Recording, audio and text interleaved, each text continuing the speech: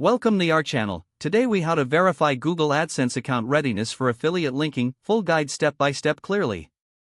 Begin by ensuring you have a Google AdSense account. Log into your Google AdSense account using your credentials. Navigate to the home page of AdSense. Check for any notifications or alerts regarding your account status. Review the account settings section to confirm your account is fully approved. Make note of the payment threshold and ensure you have met it. Ensure your website content complies with Google's policies. Verify that your website does not contain any prohibited content. Check your site's traffic statistics to confirm you have a steady flow of visitors. Review the number of ad units you currently have on your site. Make sure all ad placements are correctly set up. Look for the Ads section within your AdSense dashboard. In the Ads section, check if your ads are showing on your website.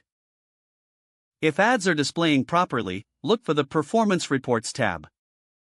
Analyze the performance of your ads to gauge user engagement. Research affiliate programs that align with your site's content. Read the specific affiliate program guidelines regarding AdSense.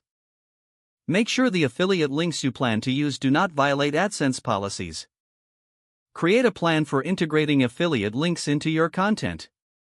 Begin adding affiliate links in a way that enhances user experience.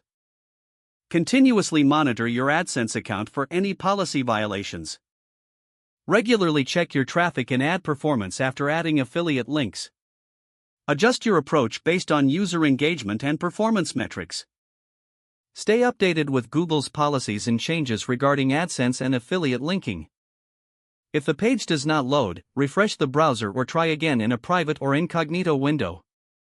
Make sure you are using the correct email address, then retype it carefully to avoid small typos. If your password is not accepted, use the reset option and create a new strong password you can remember. Check your spam folder for verification or security emails, then complete any requested confirmation steps. Don't forget to like this video and subscribe to our channel for more step-by-step tech guides.